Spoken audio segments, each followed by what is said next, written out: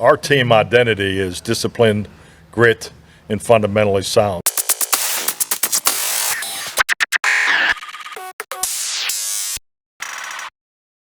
It's Boss Cowboy Sports coming with another measured Kool-Aid report.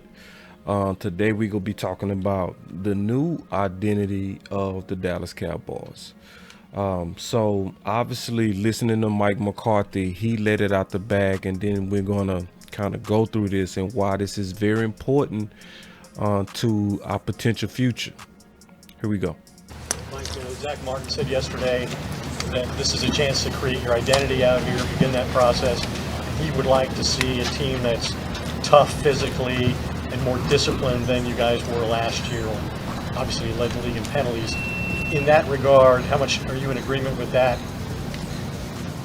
creating that identity, and how do you go about doing it specifically? Well, I mean, every year you set out to recreate who you are as a football team because, the reality is you don't get to carry over things from last year. So, but you obviously have that experience of last year. But our team identity is disciplined, grit, and fundamentally sound. Obviously, we all should be very proud of Zack Martin because this is why this is a good thing, where he came out and said, I want to be a tough football team. I want to be a smart football team. I think last year we had trouble with discipline and some penalties. He said that's kind of a 1A for us being a disciplined, tough football team. So it's a lot of clues that's coming out of this when I look at this. Because when you start talking about tough, what's the clues to tough and how is tough reflected? Because usually toughness is not really reflected in the passing game. Okay, so I'm looking at the clues of what's going on because obviously Kellen Moore has the keys to the offense. But every now and then there are established voices that can actually get front office attention, even sometimes above head coaches, because we already know Mike McCarthy doesn't have the real power over that offense. It's truly Kellen Moore and Kellen Moore alone. So if he decides to run the ball, that's up to Kellen Moore. It's not up to Mike McCarthy. It's up to Kellen Moore. But when you looking at people like Zack Martin, who's obviously lobbying for a tough football team, and he stressed tough, and that's going to be displayed. Toughness is going to be displayed by them running the ball. That's just how it works. So when we look at the clues of what's starting to come out, the identity pressure is being put right now, in my opinion, on Kellen Moore, and it's coming from people like Zack Martin. I wish obviously Dak would speak up on it, but Dak and Kellen are both quarterbacks. What quarterback don't want to throw the ball? Just being honest. What quarterback does not want to run the ball? They all pretty much want to throw it. But the dynamics is already being set for us to be obviously a running team. You looking at, even in the start of training camp, they bringing in receivers at the last second after one day of practice because they're showing you that their receiver room is going to need some help.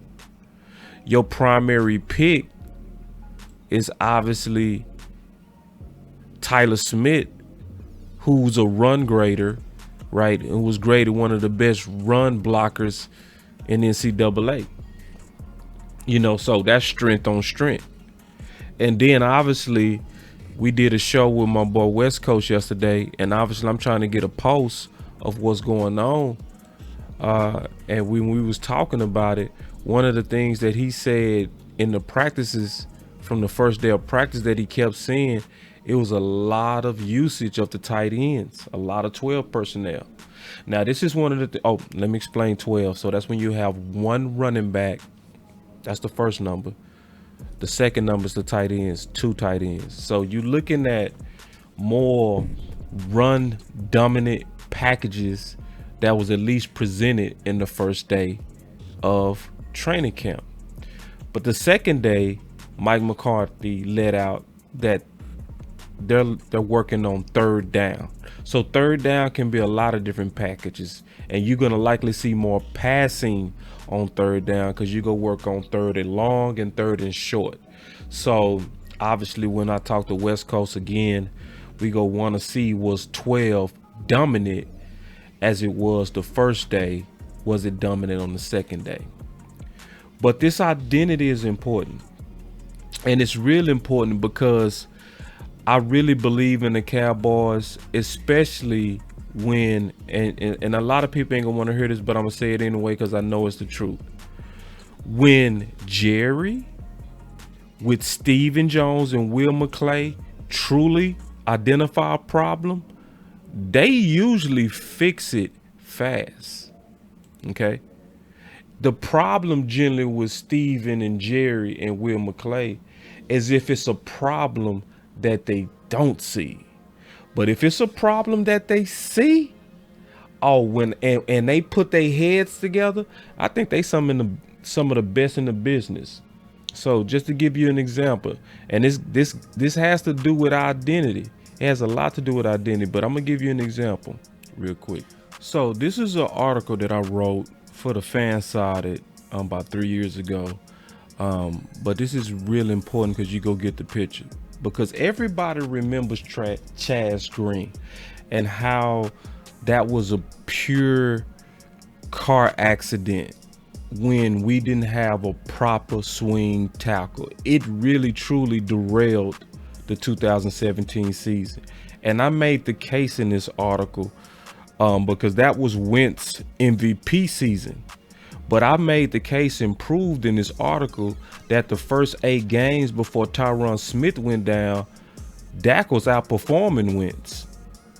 See, a lot of people call his second year a slump. That's not true. The only thing that derailed his season was when he didn't have proper protection. That was it. So the three-headed monster, Jerry, Will McClay, and Steven, they went to work. And ever since then, they always brought in a quality, at least a quality swing tackle. They always did, and they answered the call quick. And so in this article, I was talking about how they answered and fixed the swing tackle position and always made it a priority from the lessons learned from Chaz Green and Byron Bell. And so in this article I wrote, Dak Prescott had a passing rating of 62.25 when Tyron Smith was not playing in 2017. So that is a bad quarterback at that rating. But when Smith protected Prescott's blind side, he had a passing rating of 97.78. That's how big that swing was. But in 2018, this is when they corrected it.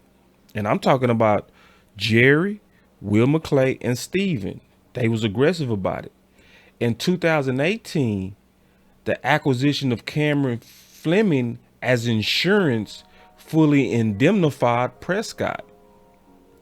When Fleming started in the absence of Smith, so Smith went down again, Dak's passing rating was still 119. But that was because the three-headed monster with Will McClay, Steven, and Jerry, they put their heads together and said, we can never let that happen again. That's also why I do feel like they have a lot of confidence in Ball and Matt Lewesko. This is why I believe they have a lot of confidence, because they know this. Historically, they know the importance of a swing. So for them to not go get a swing tackle in this offseason is saying that they have either they delusional or they have a lot of faith in what they saw in Ball and Matt. And that's just a fact.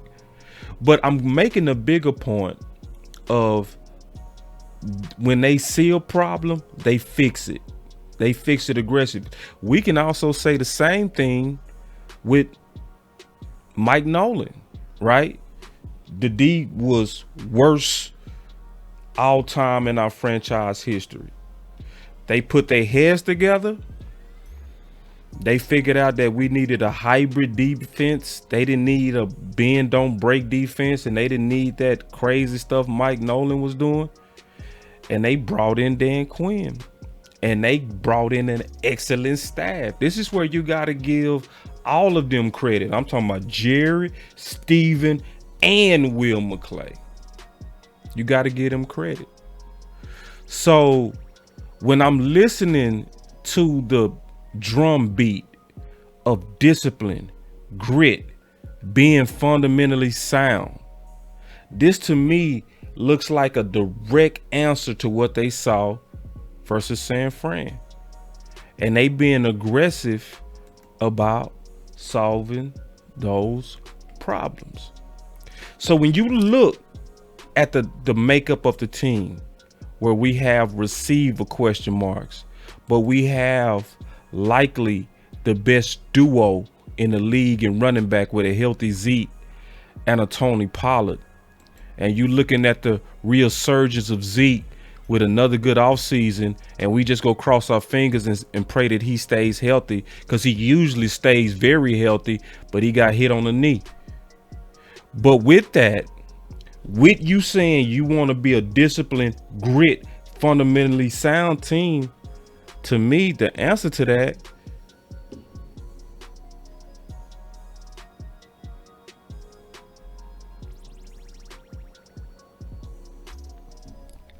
and that seems to be exactly where they're headed. That looks exactly where they're headed, and I don't see how you can't do it with the makeup of this current team.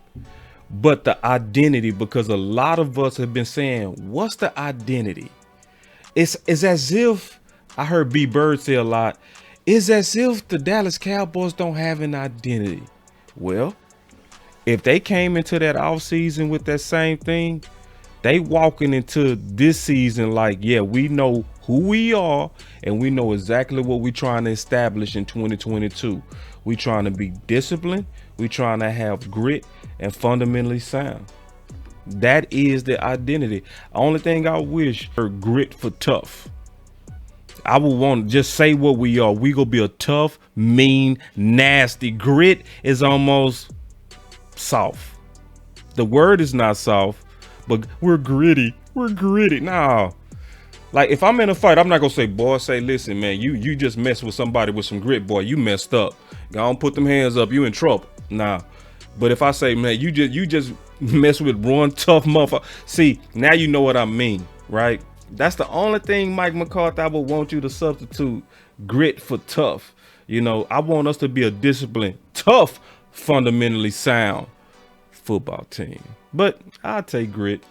But that is our identity.